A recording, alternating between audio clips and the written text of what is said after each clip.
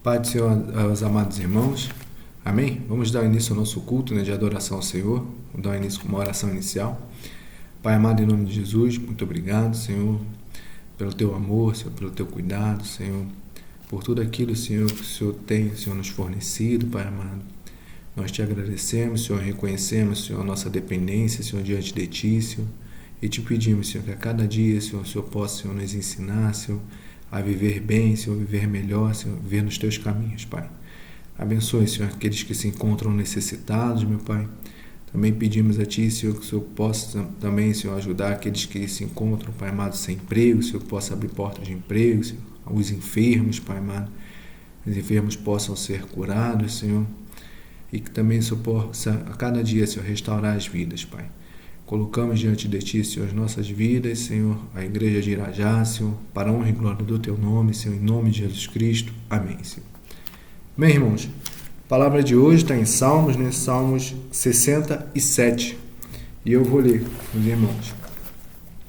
Deus tenha misericórdia de nós e nos abençoe e faça resplandecer o seu rosto sobre nós, para que se reconheça na terra o teu caminho e em todas as nações a tua salvação.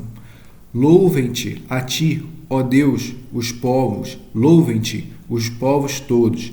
Alegrem-se e regozijem-se as nações, pois julgarás o povo com equidade e governarás as nações sobre a terra. Louvem-te a ti, ó Deus, os povos, louvem-te os povos todos. Então a terra dará o seu fruto e Deus, o nosso Deus, nos abençoará. Deus nos abençoará e todas as extremidades da terra o temerão. Bem, irmãos, é um salmo bem curtinho, né? Que a gente vai tratar alguns pontos sobre ele, né? O versículo 1, né? A gente pode verificar isso aí na bênção de Arão também, né? Que faça resplandecer sobre nós, né, o seu rosto sobre nós, né? É que nós, por nós mesmos, a gente não tem nada, né, em que se gloriar, né? Mas tudo aquilo que nós temos de bom é reflexo de Deus nas nossas vidas. E é diante disso que essa reflexão de Deus é que tem que ser transmitida para as pessoas, né? Assim como a lua reflete a luz do sol, né? A lua não tem luz própria, mas ela reflete a luz do sol e ela consegue iluminar, né, o caminho das pessoas, né? E isso é interessante porque quem está mais presente no campo, ele sabe o quão é importante, né, a iluminação da lua, né, em caminhos escuros, né? Na cidade não é possível verificar isso com tanta exatidão porque tem diversas luzes artificiais. Mas da mesma forma como a lua tem importância para aqueles que estão na escuridão, quando nós resplandecemos, né, o rosto de Deus sobre nós, nós passamos a iluminar vidas, né? Nós passamos a trazer, né, iluminação para aqueles que se encontram presos, né, cativos em escuridão. Versículo 2 diz, para que, né, ele denota, né, uma finalidade, né? Para que? Fala assim, para que se conheça na terra o teu caminho e em todas as nações a tua salvação. Então, o caminho de Deus, ele só pode ser conhecido, né, a partir de nós cristãos, né? Nós devemos puxar realmente, trazer para nós, avocar essa responsabilidade de demonstrar o caminho. É lógico, nós somos falhos, né, cometemos erros, temos sentimento, muitas das vezes estamos alegres, muitas vezes estamos tristes. Então, nós somos carnais, né? Essa essência nossa a gente não pode jamais tentar ocultar ou tentar esconder, porque todos nós somos carnais. Até aqueles que se julgam mais espirituais, no fundo, eles são carnais também, têm sentimentos, né?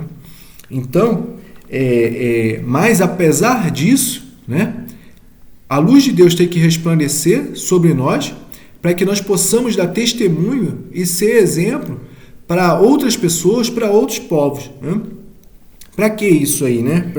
No final de tudo, qual é, né, qual é a resposta para isso tudo, né? Qual é o final de nós resplandecermos a glória de Deus? Nós temos um caminho com Deus, né? E podermos divulgar esse caminho, de forma que pessoas também venham a achar esse caminho interessante e considerar esse caminho verdadeiro. Né?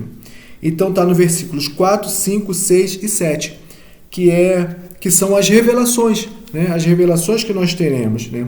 Que diz o seguinte, né? Alegre-se e regozije as nações, pois julgarás os povos com equidade e governará as nações. Né? Então Deus, né, após, né, todo esse período de pregação das nossas vidas, né, toda a história da igreja, toda a história dos cristãos, né, depois ele vai julgar as nações. Né?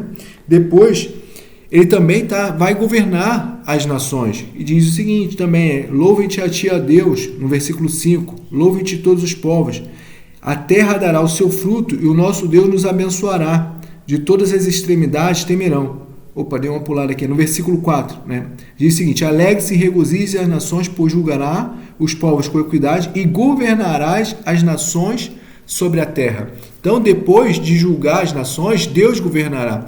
E a gente pode ver isso aí, né, também no livro de Apocalipse. Né? Isso, apesar de ter sido um salmo, ter sido escrito bem antes de Apocalipse, ele se confirma com essa esperança, né, de Apocalipse sobre esse julgamento e também sobre a possibilidade dele governar as nações. Né?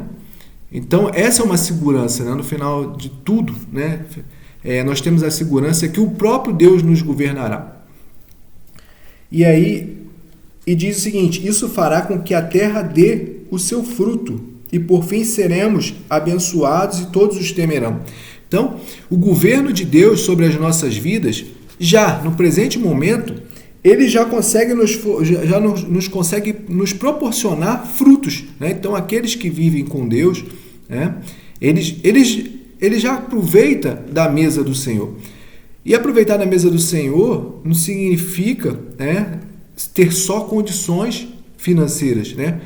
Porque nem só de pão viverá um homem, né? Já estava escrito na palavra, foi depois reforçado por Jesus Cristo no Novo Testamento. Mas de toda palavra que procede da boca de Deus. Então, nosso sustento não é simplesmente pelas coisas materiais, mas principalmente pelo espiritual. Então, essas coisas, esses frutos, nós já temos colhido. Né? Deus nos dá uma consciência nova, de forma que a gente possa, né, regozijar ainda em meio às dificuldades, numa promessa, né, e numa confirmação, e também numa leveza de fardo, que foi tudo, né, nos concedido a partir de Jesus Cristo. E diz o seguinte, né, por fim seremos abençoados e todos temerão. Né? Esse temer, né, não é o temer pelo medo. Né? Aqueles que servem o outro lado, aqueles que não servem a Deus, o temor deles é pelo medo, é por alguma coisa que vai acontecer de ruim. Mas aqueles que servem a Deus, aqueles que buscam a Deus de todo o coração, sabem que a pior coisa que pode acontecer é não ter a presença de Deus. Então, essa é a essência da nossa vida, é a essência da vida cristã. A vida cristã é que Cristo morreu na cruz para nos salvar, para nos redimir e para trazer, né, essa abundância, né, esse livre acesso a Deus a todo tempo. Né? E é isso que nos faz diferente. Isso que nos faz, de repente, passarmos por dificuldade e termos a esperança que é uma dificuldade passageira, que no final das contas nós teremos algo muito mais excelente. Então, irmãos, essa é a palavra que eu queria trazer para o dia de hoje, né? O Salmo 67. Né? Nós precisamos resplandecer, né, a luz de Deus no nosso rosto, né? resplandecer o rosto de Deus, né? A face de Deus, as ações de Deus sobre nós. Né? Precisamos iluminar aqueles, né, a partir das nossas atitudes, nossos feitos, né? Iluminar aqueles que necessitam, né, de um caminho reto. E a gente vive um mundo de hoje que muitas pessoas estão perdidas, completamente perdidas, não sabem para onde ir, para que no final, aquilo que já nos foi revelado, que é um julgamento, um governo de Deus e uma vida de bênção, ele possa ser executado. Né? E será executado, porque já está escrito. Então, irmãos, fico com essa palavra, que Deus nos abençoe, né? Ilumine, traga sobre nós a sua iluminação, nós possamos refletir e possamos ser pessoas a cada dia melhores. Então, eu fico com essa palavra em nome de Jesus. Amém.